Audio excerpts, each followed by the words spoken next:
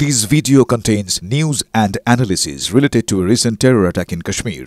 The content may include sensitive visuals and discussions that could be distressing to some viewers.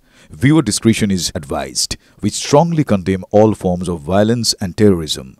The purpose of the content is solely to inform and create awareness based on verified reports. এবার সেই ভিডিওর দিকে নজর রাখতে হচ্ছে যে video এখন viral হয়েছে। আপনার মোবাইলেও নিশ্চয়ই দেখা গেছে, সেই ভিডিও আপনি দেখেছেন, কারণ পহেলগাঁওয়ে হামলার সময়কার সেই ছবি ভাইরাল হয়েছে। ইতিমধ্যে আপনাদের জানিয়ে রাখি, ভাইশনের জিপলাইন অপারেটরকে তলব করেছে এনআইএ। ভিডিওতে কি দেখা গেছে? এই ভিডিওতে দেখা যাচ্ছে জিপলাইন পরিচালনা করছিলেন সেই কাশ্মীরি যুবককে মৃদু স্বরে একটি নির্দিষ্ট ধর্মীয় বাক্য বলতে শোনা যাচ্ছে। দেখুন, আপাতভাবে তাতে কোনো অস্বাভাবিকতা নেই ঠিকই, কিন্তু ওই ধর্মীয় বাক্য ৩ বার বলার পরে জঙ্গিদের নিরীহ পর্যটকদের লক্ষ্য করে গুলি চালাতে দেখা যায়।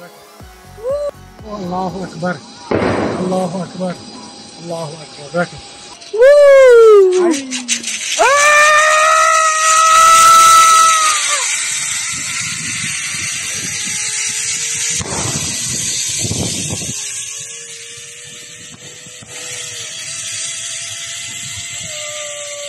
এই সেই ভিডিও, ঠিক ছবিটার বাঁ দিকে তাকান, দেখা যাবে নির্বিচারে দেখুন কিভাবে সাধারণ পর্যটকরা পালানোর চেষ্টা করছে সেই সমস্ত জঙ্গিদের হাত থেকে, কিন্তু না, তারা পালাতে পারেনি।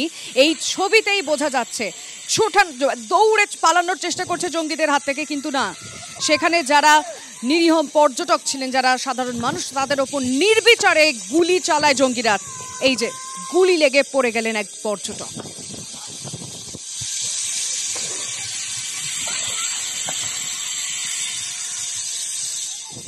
ये चीज़ मुझे मालूम नहीं थी, बट 23rd को जैसे मैं अहमदाबाद पहुंचा और रात को सारे फैमिली मेम्बर्स बैठ के उन लोगों को मैं वीडियो दिखा रहा था कि ऐसा ऐसा हुआ हमारे साथ, तब वो चीज़ मेरे को नोटिस में आई कि आगे के जो वीडियो है वो सारे फोटोग्राफ्स वीडियो हमने देखे, तब तक वो मिनी स्विट्ज़रलैंड की तरह था। सब लोग एंजॉय कर रहे थे, सब लोग मस्ती कर रहे थे। पर जब वो बंदा बोल रहा है अल्लाहू अकबर 3 बार, उसके बाद फायरिंग स्टार्ट हुई, तो 110% मुझे भी उस पर डाउट हो रहा है कि वो बंदा कहीं ना कहीं इन्वॉल्व हो सकता है या फिर उसको कुछ मालूम होगा, क्योंकि आगे के 9 मेंबर ने उसको जिप लाइन करवाई, तब वो कुछ नहीं बोला। जब मैं निकला तब बोला था वो, और तभी फायरिंग स्टार्ट हुई थी। কথা বলবো আমাদের রিপোর্টার সুশোভন এই মুহূর্তে আমাদের সঙ্গে রয়েছেন। সুশোভন, আমরা একটু আগেই বলছিলাম আমাদের দর্শকদেরকে যে এই ভিডিওর মধ্যে সেরকম অস্বাভাবিকতা না থাকলেও কেন এনআইএ ডেকে পাঠিয়েছে, কারণ পর্যটক নিজেই বলছেন যে এর আগে যে সমস্ত পর্যটকরা এই জিপলাইনে যাচ্ছিলেন, তারা সেই জয়রাইড এনজয় করছিলেন, তখন কিন্তু এই নির্দিষ্ট ধর্মীয় বাক্য তাদেরকে বলতে শোনা যায়নি, কিন্তু এই ভিডিওতে পরিষ্কার 3 বার শোনা গেল। এনআইএ তলবের কারণটা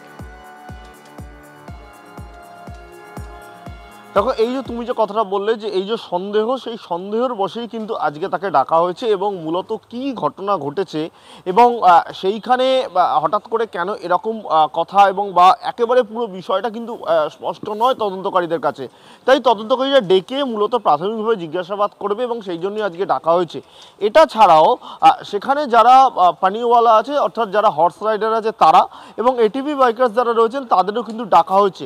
অর্থাৎ এই বলা যায় পরের পর এক ডেকে সবার কাছ থেকে কিন্তু যে তথ্য সংগ্রহ করা হবে, এবং সবথেকে যেটা এই তদন্তে গুরুত্বপূর্ণ, যে স্কেচ করাটা গুরুত্বপূর্ণ। তার কারণ যারা এসছিলেন, যারা বয়ান দিচ্ছেন যে কিভাবে এসছিল, কিভাবে মারলো বা কিভাবে সেখান থেকে চলে গেল, দেহের গঠন সম্বন্ধে একটা কিন্তু আইডিয়া নেওয়া হচ্ছে, যেখান থেকে শনাক্ত দ্রুত করতে পারবে তদন্তকারী অফিসাররা। তাই স্বাভাবিকভাবে কিন্তু আজকে কিন্তু জিজ্ঞাসাবাদ করা হবে সেই ট্যুর অপারেটরকে, এবং তার পাশাপাশি কিন্তু অন্য যারা রয়েছেন, আজকে আরও বেশ কিছুজনকে ডাকা হয়েছে, তাদেরও কিন্তু জিজ্ঞাসাবাদ করা হবে।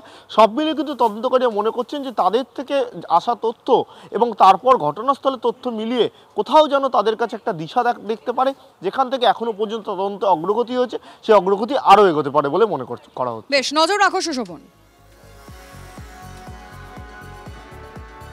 পহেলগাঁওয়ে হামলার প্রত্যাঘাতে কাল আরো বড় কি সিদ্ধান্ত? কাল দিল্লিতে প্রধানমন্ত্রীর নেতৃত্বে গুরুত্বপূর্ণ বৈঠক আছে, আমরা জানতে পারছি।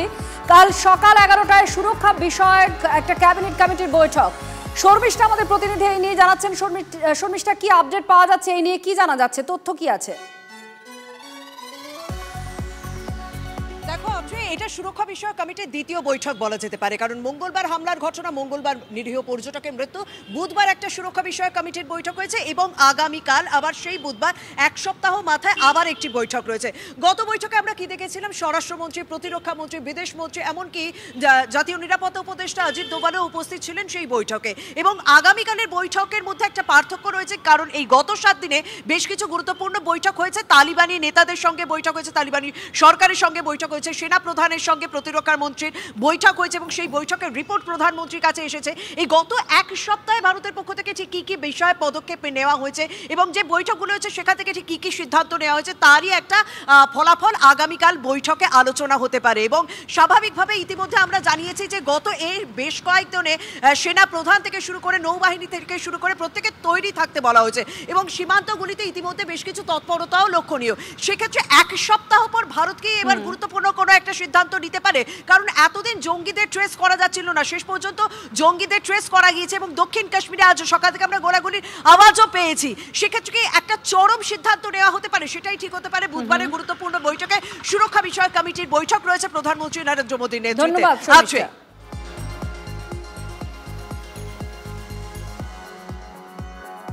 এই মুহূর্তে আপনাদের জানিয়ে রাখি আরো একটা বড় খবর পাওয়া যাচ্ছে। পাকিস্তানের বিরুদ্ধে কি বড় সড় পদক্ষেপের পথে দিল্লি।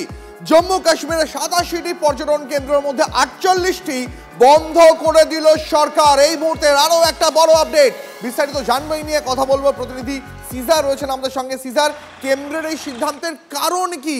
কাশ্মীরে কি বড় সড় কিছু হতে চলেছে?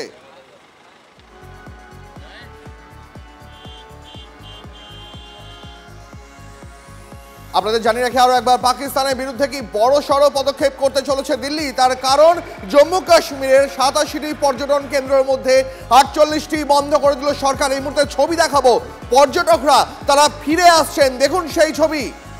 হোটেলগুলিকে বুকিংয়ে বন্ধ করার নির্দেশ দেওয়া হয়েছে। কেন? কাশ্মীরে কি বড় সড় কিছু ঘটতে চলেছে? কথা বলবো সিজারের সঙ্গে। সিজার, এরপর আবার লাইভটা ঢুকে যাবো, এই জন্য।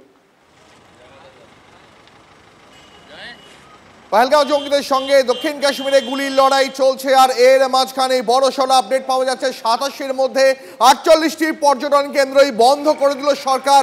একের পর এক পর্যটক কাশ্মীর থেকে ফিরে আসছেন। কেন? কি হতে চলেছে কাশ্মীরে জানবো। সহকর্মী সিজার রয়েছেন আমাদের সঙ্গে। সিজার, দেখো, গতকালকেই একটা অর্ডার বেরিয়েছে জম্মু কাশ্মীর ট্যুরিজম ডিপার্টমেন্টের পক্ষ থেকে। রাজ্যের যে মূলত 87টা যে পর্যটন কেন্দ্র রয়েছে, যে প্রধান পর্যটন কেন্দ্র রয়েছে 87টা, তার মধ্যে 48টাকে শাটডাউন করবার অর্ডার দেওয়া হয়েছে। তার মধ্যে যেমন উত্তর কাশ্মীরের একাধিক পর্যটন কেন্দ্র রয়েছে যেগুলো নিয়ন্ত্রণ রেখার কাছাকাছি বা সীমান্তবর্তী এলাকায় রয়েছে বা বেশ অনেক উচ্চতায় রয়েছে, যেগুলো অনেকটা এই বৈশারণ উপত্যকার মতোই খানিকটা বিচ্ছিন্ন। তার পাশাপাশি দক্ষিণ কাশ্মীরে ভেরোনাগের মতো পর্যটন কেন্দ্র রয়েছে যেগুলো একটু দুর্গম জায়গায় রয়েছে, যেগুলো জঙ্গলের মধ্যে রয়েছে। যেটা প্রাথমিকভাবে কাশ্মীর সরকারের পক্ষ সূত্র থেকে আমরা জানতে পারছি যে নিরাপত্তার কথা চিন্তা করেই এই 48টা পর্যটন কেন্দ্র বন্ধ করে দেওয়ার নির্দেশ দেওয়া হয়েছে এবং বাকিগুলো খোলা থাকবে এবং সেখানে সিকিউরিটি বা অডিট করে সেখানে নিরাপত্তা বাড়ানো হয়েছে। কিন্তু কোথাও তার বাইরেও একটা ইঙ্গিতবাহী বিষয় রয়েছে যে কাশ্মীরে যদিও বারবার সরকার থেকে শুরু করে বা কাশ্মীরের সাধারণ মানুষ পর্যটকদের ফিরে আসার আহ্বান জানাচ্ছেন, কিন্তু কোথাও সামগ্রিকভাবে হয়তো গোটা কাশ্মীরের পরিস্থিতি কোথাও ডিটেরিয়েট করতে পারে। সেই কারণটা মাথায় রেখেই এই মুহূর্তে এই ধরনের পর্যটন কেন্দ্রগুলোকে বন্ধের নির্দেশ দেওয়া হয়েছে। এবং অনেক ধন্যবাদ, নজর রাখো।